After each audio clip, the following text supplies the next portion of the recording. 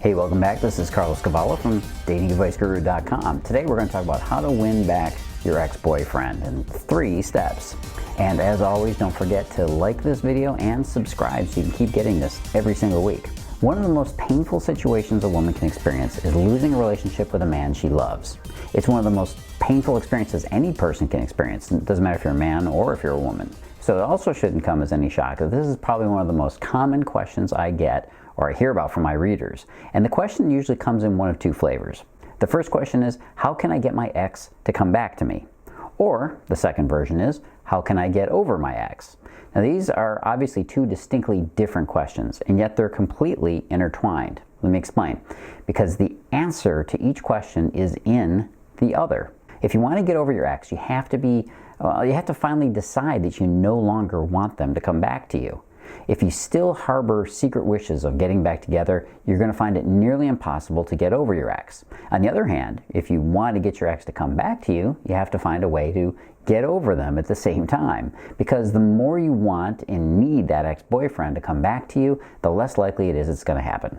I don't care if you use the law of attraction to focus the entire energy of the cosmic plane on this one desire. No amount of manifestation or concentration or any of that stuff is going to make it happen for you. No one comes back to you just because you wish it to happen really, really hard. A man will come back to you only if he's wondering why you got over him so easily, quite honestly, and how you got over him so easily and quickly. Hey, why isn't she still calling me and texting me? Why isn't she begging me to come back to her? This is what he's going to be thinking. And that doubt that we have in us, that speck of insecurity that we all carry, is the seed of their curiosity. And of course, that curiosity is what's going to bring him back to you. Okay, so step number 1 for your ex back is to just move on.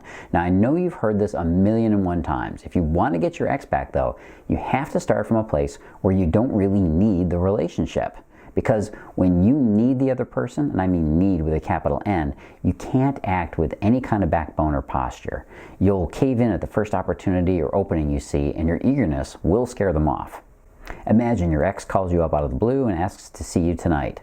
Well, if you can't seriously see yourself telling them, I don't know if we can meet up. I'm actually kind of busy. Might have to wait till later in the week.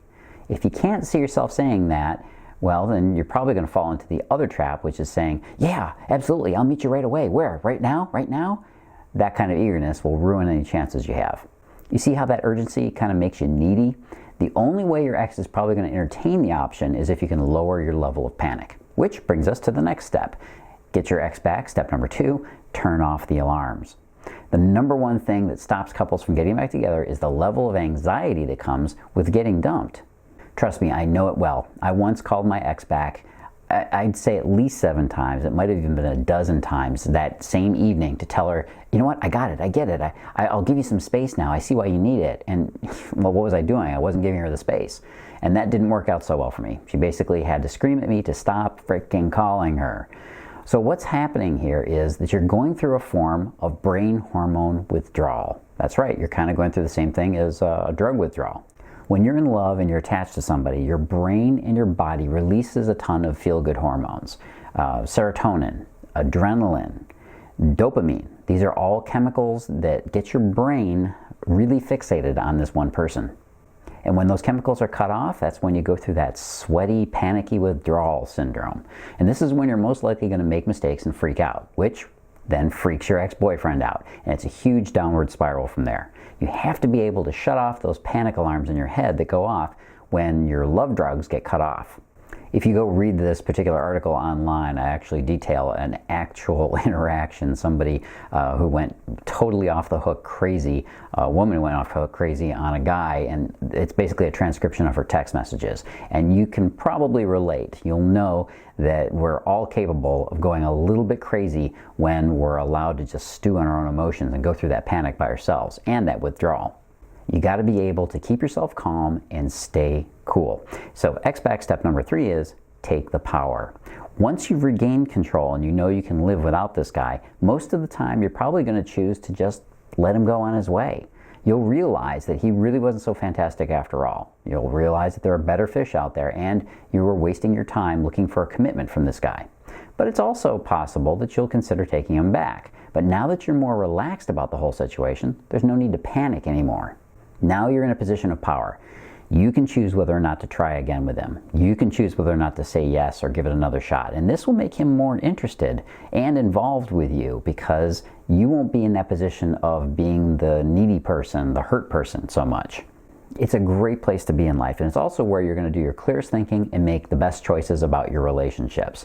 Now, one of the things you might be wondering right now is, hey, does this guy even still love me? Maybe he dumped you. Maybe you're wondering if he's seeing somebody else. You want to know if he might have fallen out of love with you, or if he's just still in love with you now.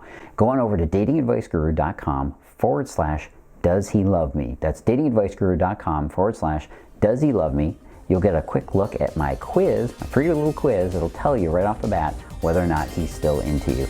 Go on over there, and I'll be talking again soon.